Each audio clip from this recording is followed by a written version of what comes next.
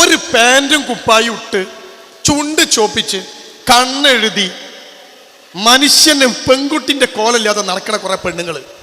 നിങ്ങളെ കുട്ടികളൊക്കെ നെണീച്ചൊക്കെ പറഞ്ഞു നോക്കിയാണ് എത്ര പാൻറ്റും കുപ്പായി ഇട്ട് നോക്കി. ഇനി ആൺകുട്ടിന്റെ കാര്യം പറയുകയാണെങ്കിലോ, നമ്മുടെ വീട്ടിന്റെ അകത്ത് ഉമ്മയും മക്കളും തമ്മിൽ രണ്ട് കാര്യങ്ങൾക്ക് ആ പ്രശ്നം ഉണ്ടാവുക.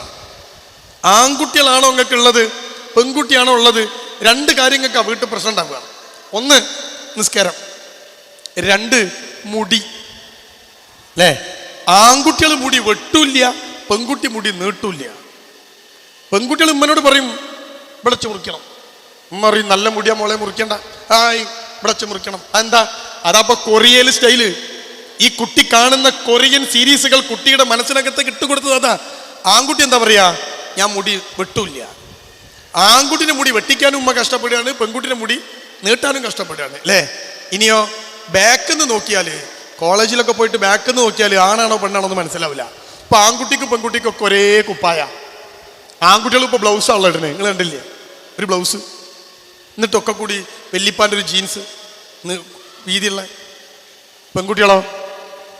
ആരാണ് നിങ്ങൾക്ക് ചേന്നമംഗലൂർ എന്ന് പറയുന്ന ഇസ്ലാമികമായിട്ട് എല്ലാ സംഘടനകളും സംഘങ്ങളും ഉയർന്നു വന്ന ഒരു പ്രദേശത്ത് ആരാ കൂട്ടരെ നിങ്ങളെ പഠിപ്പിച്ചത് പെണ്ണിന്റെ വസ്ത്രം പാൻറ്റും കുപ്പായിന്ന്? ആരാ പഠിപ്പിച്ചേ? ആരാണ് നിങ്ങളെ പഠിപ്പിച്ചത് എന്ന് നിങ്ങൾ ഓർക്ക്.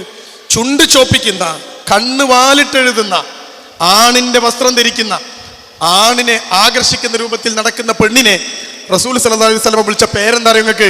വ്യഭിചാരിണി എന്നാണ്, വേശ്യ എന്നാണ്. നിങ്ങളെ മോളെ മുഖത്ത് നോക്കിയിട്ട് ഒരു മനുഷ്യൻ വേശ്യ എന്ന് വിളിച്ചാൽ നിങ്ങൾ ക്ഷമിക്കുമോ?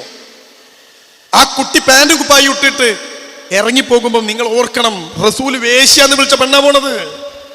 പൈസ കൊടുത്ത് വാങ്ങിക്കൊടുക്കുന്ന ബാപ്പാക്ക് ഉളുപ്പ് വേണ്ടേ? അത് ഇടിയിച്ച് കുട്ടികളെ പുറത്തേക്ക് ഇറക്കണം ഉമ്മാക്ക് ഉളുപ്പ് വേണ്ടേ?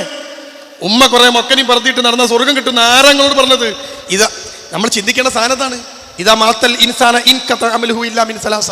ഒരു മനുഷ്യൻ മരിച്ചാൽ മൂന്ന് സാധനം, ആ മൂന്നെണ്ണം ഒഴികെ ബാക്കിയെല്ലാം ഇതാ മാത്തൽ ഇൻസാന ഇൻ ഖത അമലുഹു, സ്റ്റോപ്പ്ഡ് എവറിത്തിങ്.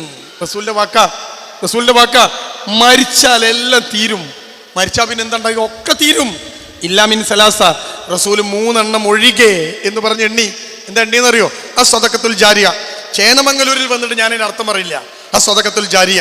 രണ്ടാമത് എന്താ പറഞ്ഞത്? വഇൽമുൻ യുൻതഫഉ ബിഹി. മൂന്നാമത് എന്താ പറഞ്ഞറിയോ നിങ്ങൾക്ക്? വലദുൻ സ്വാലിഹുൻ യദഉ ലഹു. നിങ്ങൾക്ക് വേണ്ടി പ്രാർത്ഥിക്കുന്ന സന്താനങ്ങൾ. ആര്? ഈ പാൻറ് കുപ്പായിട്ട് നടക്കുന്ന പെൺകുട്ടിയോ? പെൺകുട്ടികളെ കാണാൻ ഇപ്പൊ ഒരു പെണ്ണിന്റെ കോലല്ലല്ലോ, നിങ്ങൾ കണ്ടില്ലേ? ഒരു ഭംഗിയുള്ള കുട്ടീനെ കാണൂല, എന്തോ ഒരു കോലം. ആൺകുട്ടിനെ കാണാനാണെങ്കിൽ പെണ്ണിന്റെ കോലം, താടിയുമില്ല, മീശയുമില്ല. ഓൻ കൊറിയൻ, പെൺകുട്ടിയും കൊറിയൻ.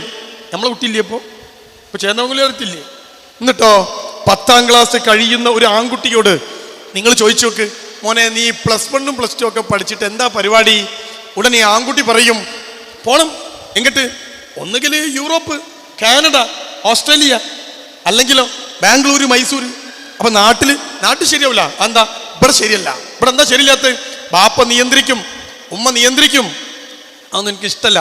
നീ പെൺകുട്ടിയോട് ചോദിച്ചു നോക്ക്, എന്താ ഇഷ്ടം? ഇവിടെ കാറ്റൂല, ഹോസ്റ്റൽ ദൂരെ. അപ്പൊ ഇങ്ങനെ നടക്കാം. എങ്ങട്ടാ നിങ്ങൾ ഈ കുട്ടികളെ പോയിട്ടാണ്? ഞാൻ പറഞ്ഞ രണ്ടാമത്തെ ഉമ്മ നിങ്ങളുടെ മനസ്സിനകത്ത് ഉണ്ട് എങ്കിൽ എൻ്റെ പ്രിയപ്പെട്ടവരെ, കുടുംബം എന്നത് മക്കളെ വളർത്തിയെടുക്കേണ്ട, അടുത്ത തലമുറയെ സൃഷ്ടിക്കേണ്ട കേന്ദ്രം കൂടിയാണ് എന്ന ബോധം നമുക്കുണ്ടാവണം. അല്ലാതെ വലിയ കുടുംബമാണ്, മുന്തിയ കുടുംബം അറിഞ്ഞിട്ട് കാര്യമില്ല. അത് കൂടി ഉണ്ടാവണം. ഉണ്ടോ? നമുക്കുണ്ടോ? നമ്മുടെ കൺട്രോൾ ഉണ്ടോ നമ്മുടെ കുടുംബത്തിൽ?